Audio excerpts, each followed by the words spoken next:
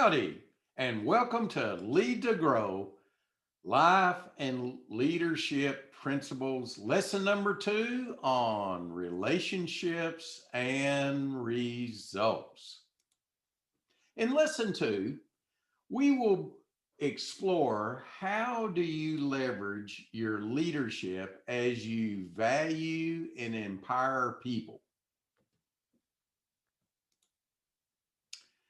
Woodrow Wilson said, the ear of the leader must ring with the voices of the people. Early in my career, I began searching for information to help me improve my leadership.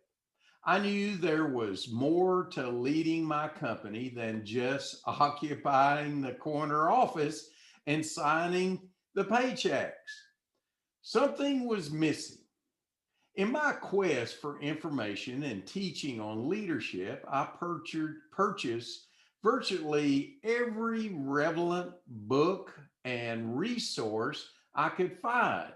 However, each time I dug into a newly acquired book or product, something told me that it did not provide what I was seeking.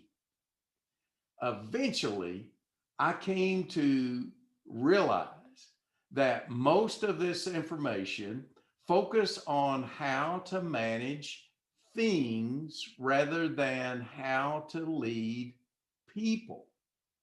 The breakthrough did not arrive until the late 1990s. While attending a John Maxwell conference on his new book, The 21 Irrefutable Laws of Leadership, I finally found the leadership material I had been looking for all those years. His material boiled leadership down to simple, people centric principles. The teaching acknowledged that a leadership style of simply driving people toward the goal misses an important opportunity to lead them through building personal connections and relationships. As I began to develop my leadership, I discovered an important truth. Every leader can experience exponential effectiveness by employing the two R factors.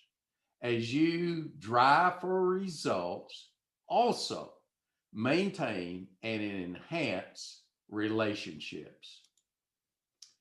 Extensive research compiled in the Gallup 2016 report revealed 5 felt needs of employees who want the leaders of their organization to demonstrate that they care for them as an individual, to understand that they can and want to contribute toward the organization's goals, to provide a culture where they have a sense of belonging, to create an environment of constant learning so they feel they can do their best, to stand for something that they feel good about, something they can support.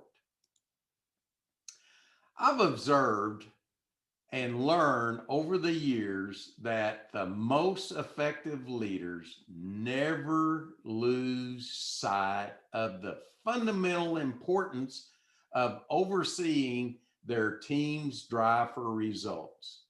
They need to be good at analyzing, planning, prioritizing, deciding, initiating, and follow through on commitments.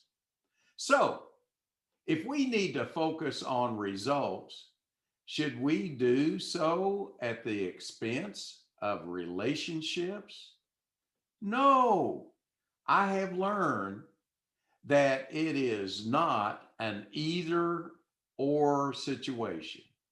It's another case of the genius of the and, focusing on both relationships and results multiplies your effectiveness. Let me show you what I mean.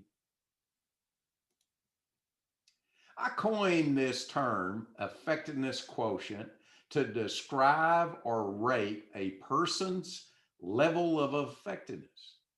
Imagine if you were to rate a person on a scale from 1 to 10 regarding his or her focus and drive as these qualities relate to results. You would also rate the person from 1 to 10 on focus and intention as related to building and maintain relationships. This person's effectiveness quotient would be the results rating times the relationship rating. So, a person with a results rating of 6 and a relationship rating of 3 would have an effectiveness quotient of 18. As I mentioned, most managers have a bent or bias to drive for results, managing things. Concerning the effectiveness quotient graph, I have found that it's not unusual for people to rate pretty well on results and fairly low on the relationships part of leadership. Look at the lower left-hand rectangle on the graph. It represents the effectiveness of someone who reaches a 6 on the results scale, about average, and a 1 on the relationship scale, very low. This person would focus on the bottom line and the end results of his work. Also, it's fair to say that he probably doesn't care much about building and enhancing relationships. Even for those whose effectiveness is represented by the small shaded area on the graph, hope is not lost. They have some options to increase their level of effectiveness. The first option is perhaps work diligently to increase the drive for better results. The goal would be to raise that 6 to a 9. If this person worked individually and drove others with great intensity to achieve this, his effectiveness quotient would have increased by only 50%. And there would probably be dead bodies lying around. There'll be better results, but at the expense of the majority of this person's relationships, both professionally and personally. The second option is for this person to strive to increase his people skills and level of relationships. You might be thinking, Bobby, if I take time to focus on developing people and relationships in my business, won't my results suffer? Well, that's a good question. Again, it is not an either or situation. Let's look at the second effectiveness quotient graph. Suppose through some personal development, the leader now raises his relationship skills from 1 to 5. In my experience and observation, the level of the leader's results will also increase, possibly from 6 to 7, with no added intentional effort in that area. the total effectiveness quotient will now be 35. The leader will have exponentially increased their original effectiveness of 6 by 583%, simply by focusing on the relationship part of leadership. I have learned that when you enhance relationships as you drive for results, your effectiveness increases exponentially. And the truth is that when leaders learn the skills to develop and emphasize both relationships and results, their effectiveness is multiplied, not just added. Even if it requires extra effort and time, even if it takes you out of your comfort zone, the results, the exponential larger results speak for themselves.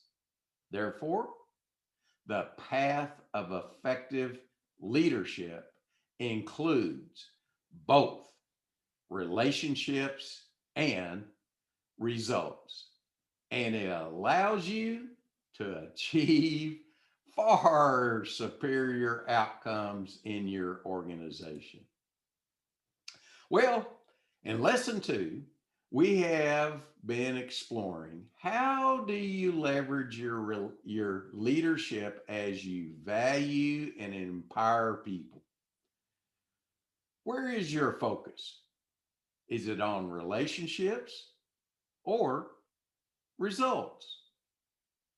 How would you rate your effectiveness? Well, in this lesson 2, we have been talking about relationships and results. And I want to encourage you to write down 1 or 2, maybe even 3 action items that you're going to take today. And this concludes Life and Leadership Principles, Lesson 2 on relationships and results.